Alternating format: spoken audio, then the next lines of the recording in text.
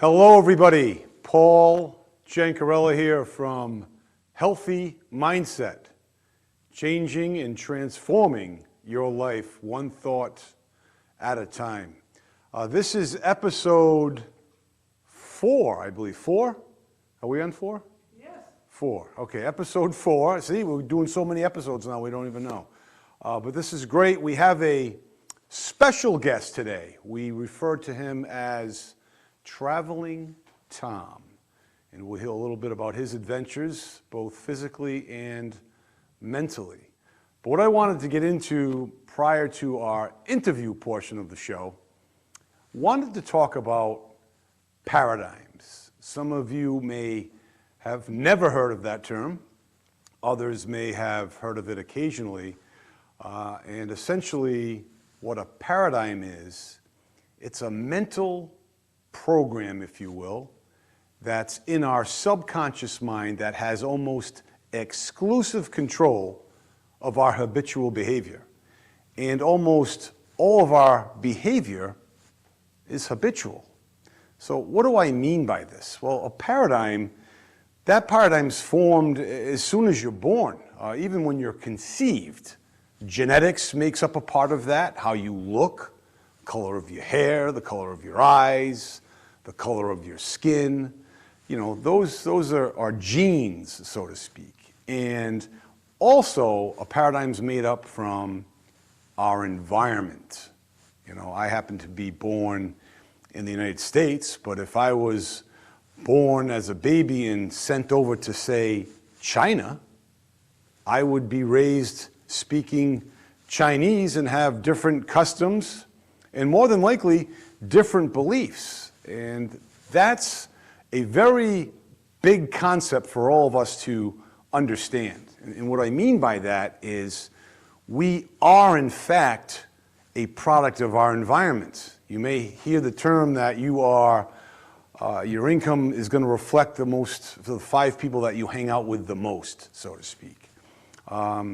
My environment growing up as a child, my beliefs are rooted in that. That does not mean I can't change my beliefs. I certainly can. But when we come up and grow up with a certain belief system and a appetite to certain foods and things, that's generally from our environment. And with the genetics and the environment, that composes this paradigm. And that paradigm may limit us in what we want to do in our lives. So if we try to, say, for example, lose weight from our bodies, and we drop 50 pounds, well, you've seen that before. It's not a crazy thing, but what happens generally, if you don't change the paradigm, that weight will eventually come back to where it was before, and sometimes even more. And the analogy I can use for this paradigm is like a thermostat set in your home. You know, it's set at, say, 72 degrees, 65 degrees, whatever it may be. And if it's wintertime, for example, you open the door and the temperature drops, the furnace kicks on and that heat rises. So that set point is always going to fight to keep at that temperature, if you will. The same example with our lives. So if we don't change the set point in our minds, changing the behavior will only be temporary. And I heard a great quote. I shouldn't say heard because I read it today. And I first read it probably about 5 years ago. And it said, ships do not sink because of the water around them. They sink because of the water that gets inside of them. That's a big connotation. Don't let the outside world sink your ship. We can't let that negativity of the outside world affect us. And some of you may say, well, geez, Paul, I had a loved one die, or I lost my job, or I had a breakup, I had a divorce, whatever it may be. That's understandable. And yes, you have to mourn certain things, you have to adjust to certain things, but you cannot allow that to keep you down. You have to control your emotions. When your emotions control you, you are not in control of your life. And that's a very big point that I want all of you to understand. Because when someone says something or does something that angers us and gets us upset, we become emotional. And when we become emotional, we just think about that or whatever it may be. And we need to be able to allow ourselves to dismiss things that upset us and accept things that please us. Easier said than done. Both of these phones are zeroed out, so I have no idea where we are in time, but I'm gonna wrap things up by saying this. I'm excited to have Traveling Tom with us because it gives us another perspective on what we're talking about here today.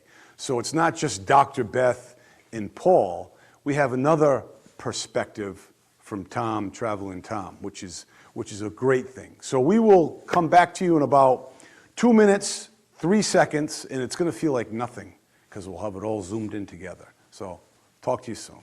Bye-bye. Good afternoon, everybody, and welcome back. We are very excited this afternoon. Paul, nice to see you again. Nice to see you as well. Thank you. But today, we have a very special guest today, is Tom, who is a neighbor and friend, but we're referring him today as Traveling Tom. Hello. Hi, Tom. Thank you for coming. Thank you. No, you're welcome. My pleasure. So, as we were talking earlier, we wanted to just talk about a trip that you had just taken. I'm not going to share exactly where you went, but thought you could elaborate a little bit on that and what actually inspired you. Well, I took a trip on the Comino de Santiago, and I walked from Porto, Portugal to Santiago de Compostela in Spain, which is a little bit shy of 200 miles. I was inspired actually by a friend of mine who did a similar walk about 8 or 9 months ago, and I saw her doing it on Facebook,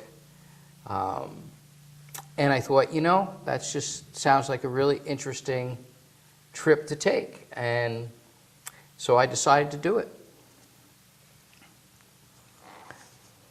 You want me to kick it off with a question? You had another question. I had a couple questions. I'm going to ask him, not this one, right? I'm going to ask him my other one. You know, I only was allotted 2 questions here. Keep Jankarella down. But Tom, I opened up with talking about paradigms and things and how mindset is crucial in being successful in anything that we do.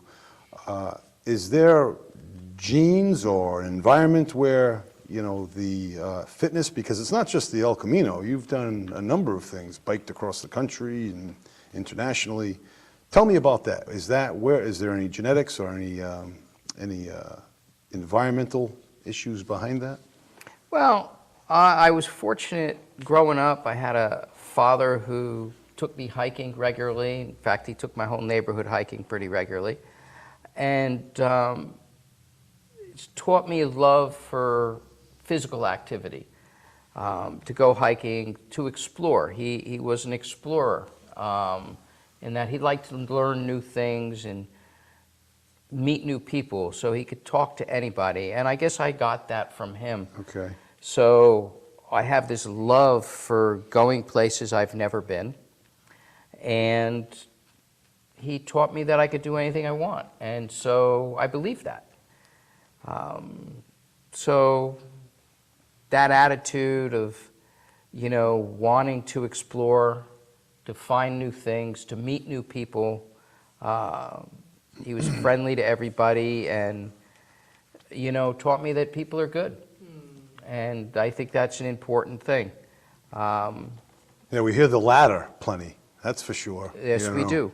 We're always hearing negative things about people, but you mentioned I've traveled different places. I've been to 18 countries, 43 states, either on a bicycle or a backpack. Nice. I love it.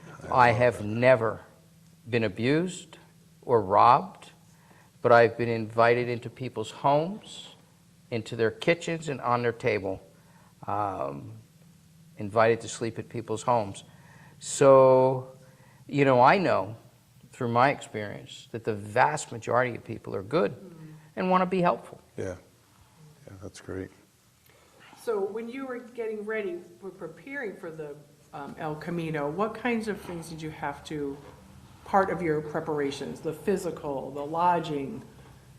How- Well, it's actually doing one of these Comino trails is easier to get ready for than you would think. Essentially, you're just walking. So training for a Camino means you go walk. Make sure the clothes you're going to wear, and particularly your shoes and socks, fit you well. And then you go out and you walk 4 or 5 days a week, building up. When I decided to do this, I started walking just 3-4 miles a day, and then 5-6 miles a day. And my longest day before I did the Camino, I walked 11 miles twice. And I thought, I'd probably get to Portugal and walk 8-10 miles a day. It turned out I never walked that little. Oh, wow. Okay. I walked one day, I only did 8 miles. My average was about 14 or 15 miles a day. And my longest day, I walked 21 miles. Wow. I didn't plan on walking 21 miles. And so you ask about lodging. Along the Camino trails, there are hostels, albergue, they call them. Okay. You can't stay in these hostels unless you have a Camino passport, which just looks like your regular passport that you get to travel. And they stamp it. Every time you stay at a hostel, you get a stamp. So that has 2 purposes. It's your key to get in the door.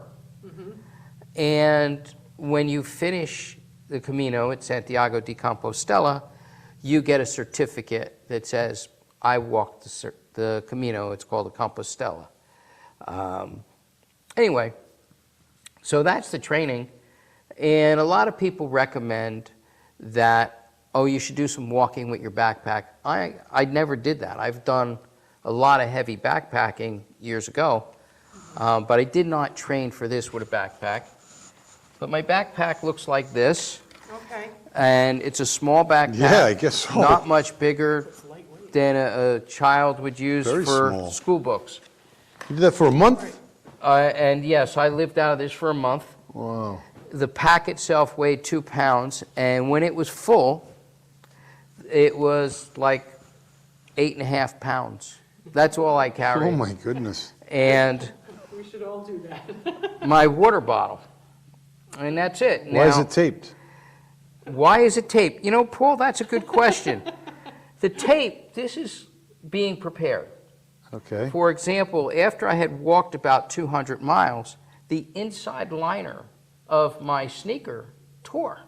Yeah. So now that was rubbing on my foot, and actually the only blister I got was where that tore. And so when I realized what happened, I tore off a piece of that tape, I put it inside the shoe. Bam, it was fixed, no more blisters. So you taped that water bottle with the intention if I ever need tape. If I need tape, I have the Wow. That's a Boy Scout right there. tape. So, that's something you learn when you travel. You have to be prepared a little bit. Yeah, that's great. So, anyway, so that's the prep. You're staying at these hostels.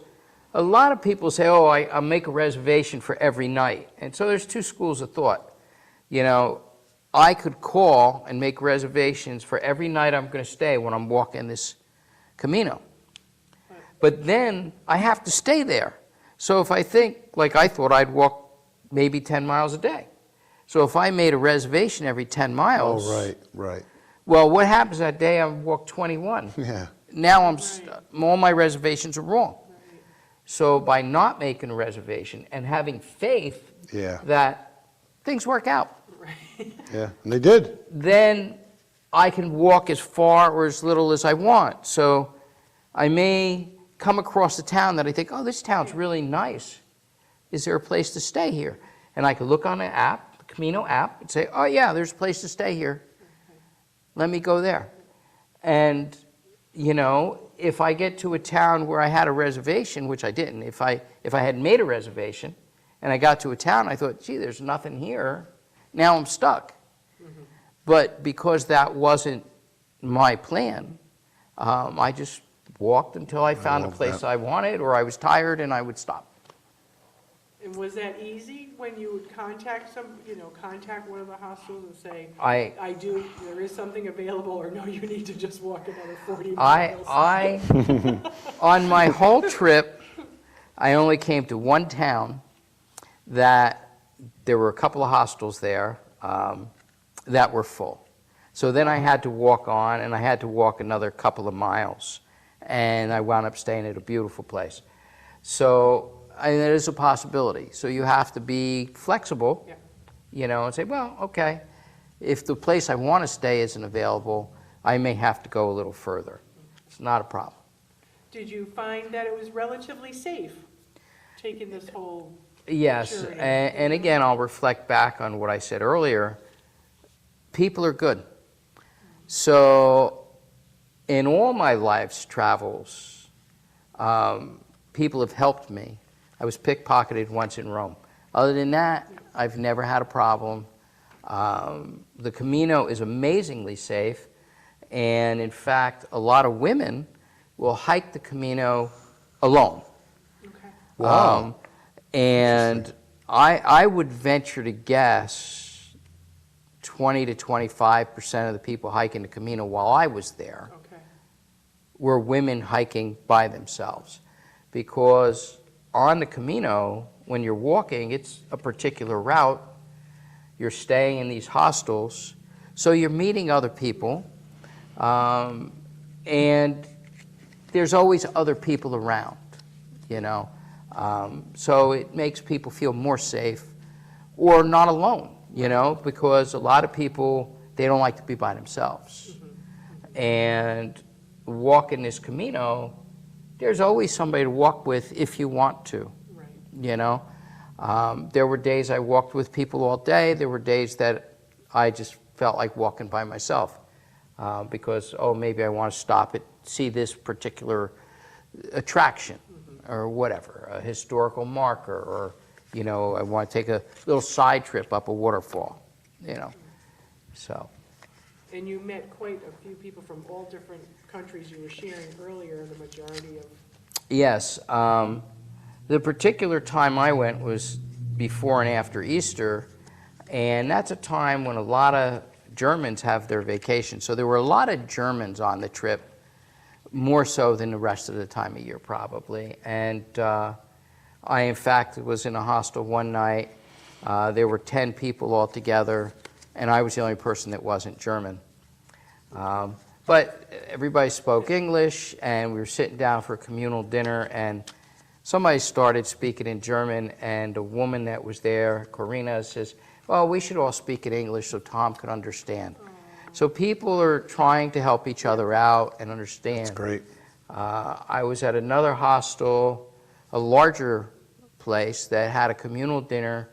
There were 40 people sitting down to eat at the same time, and there were 8 languages spoken. So people from all over, and people from every country of the world hike these Caminos.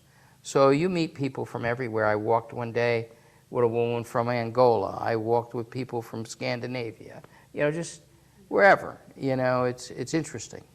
When you're taking their walk, is it in different strides? Like some days there could be quite a few people walking, or Yeah. not? Does it fluctuate of? Well, you know, it depends on when you start. So, like when I started, you know, maybe hundreds of people started that day, Okay. and they're all kind of spread out. But, you know, you walk a general pace, so you'll wind up seeing a lot of the same people. Okay. So, yeah, I don't know if that answers your Yeah, no, question it does, exactly. It does. I was just trying to get an idea. Tom, did you get married on the El Camino? by any No. chance? You just- Okay, so you're still available, is I'm what you're saying. I'm still available. How about cathedrals? European cathedrals are notorious, you know. Tell me They're- about that. I stopped in a lot of cathedrals or churches, little ones and big ones. And of course, the Comino I was on, well, most of these Caminos in Portugal and Spain all end at the Camino de Santiago. And the cathedral there is amazing, Really? you know. Yeah. And this pilgrimage, it started because it's where St. James is buried. Okay. And so people wanted to go to where St. James was for whatever reason. I don't know a lot about St. James, but people wanted to go see St. James. And, Short book in the Bible. you know, Very good. so this is the way of St. James, or it's these cathedrals, Caminos. But then there's a lot of small churches, and, you know, the art in the churches in Europe It's is amazing. Yeah, you know, pretty spectacular in most of them. And to me, it's like, you know, aside from the religious aspect, going into these churches, some of them are 1,000 years old or older, it's a museum, you know, and Right. there's sculptures and there's paintings and stained glass, and it's beautiful, you know. So, yeah, I mean, I was in one church, it probably had 6 pews on each side. It was tiny. Oh, wow. It's like You a know? chapel. It was a little chapel. In fact, the oldest person I met walking the Camino was in that chapel taking a break, him and his wife, and he was 80 years old. Wow. He was one of the few people I met that didn't speak much English, and he was from Quebec, Canada. So he spoke French. I don't speak French, so we couldn't talk too much, just a little bit. But he did say he was 80, and I didn't ask how old his wife was because my understanding is not to ask the age of a lady. But she was up there too. So, yeah. Nice. Well, I bet you took quite a lot of pictures. Are you able to do like a slideshow? Oh, we're running out of time. Not running out. I- Just letting you know we got 4 left. I don't, you know, really have a way to show people pictures on TV. They're all on my phone. Okay, but will you personally put together your own? He's going to go on the Tonight Show. Yeah. And on the Tonight Show, he's going to Did you hear address that. everybody? Tom? Yeah. Tom? No, Tonight Show. I sent them to friends. If somebody comes over, they want to see them, they could see them. You know, Nice. I could put them up on my computer screen. So a select few, we have to be on the A list to, That's right, you know. Right, we're not going to divulge his we Facebook will not. profile or his text line or anything like that. But we could make things available. We could post it on our feed here if he wants down the road. that's So right, we can. Okay, well, you could do Really that. You very- could, We would love to see some of these pictures. This is, you know, yeah, this is just one aspect of Traveling Tom. You know, we have a lot to talk about with Traveling Tom. be having Tom return to us. maybe Yeah. after my next adventure. I know, and as a matter of fact, speaking of that, I believe you said you were possibly going to take another trip to the El Camino. Yeah, we I- want to hear that. I may do another one starting in September, and it will start in France this time instead of Portugal, Okay, and it's a 500-mile walk. 500. Now, one thing I want to say, you know, that just popped into my head, because, yeah, 500-mile walk. I'm a little 67-year-old guy who's been overweight my whole life, you know, and you talk about mindset. People think you have to be athletic to do this sort of trip, and you don't, you know. But you do have to be in shape. You can't just, you know. You get in shape. Yeah. You know, you have to train. You can't just say, oh, I'm going to go walk 20 miles a day. You would Yeah. just die. Right. But if you just say, okay, I want to do a trip like this, and you decide in your mind that, yes, I really want to do this, then you go for a walk every day. Tom, how many different routes are there? Because now we're talking France, Spain, Portugal. How There's- many different routes are there? There's 8 or 10 Camino de Santiago. Oh, there are. Yes. Did not know that. So there's one from Santiago down to Finisterre, there's one to Muxia, There's what they call Comino Norte, which is across the north of Yeah, Spain. the coast. Comino Primitero, which is the oldest one, and it's mostly through forest. And I'm told, I've not done it, so I don't know, but I'm told by people who have done it that it's the most difficult. And there are stretches where you have to go 30 miles between towns. So you have to carry So more you're- food, more water. Oh, boy, I guess so, because your longest stay was 21 miles, so, yeah. But when I did 21, there were towns all along the way. No, right, but I'm saying is your longest day was 21. That's This is right. your shortest day is 30, and Yeah. this other one, so. That's right. And so you need to That's why carry a sleep lot of outside. food, a lot of water. Yeah.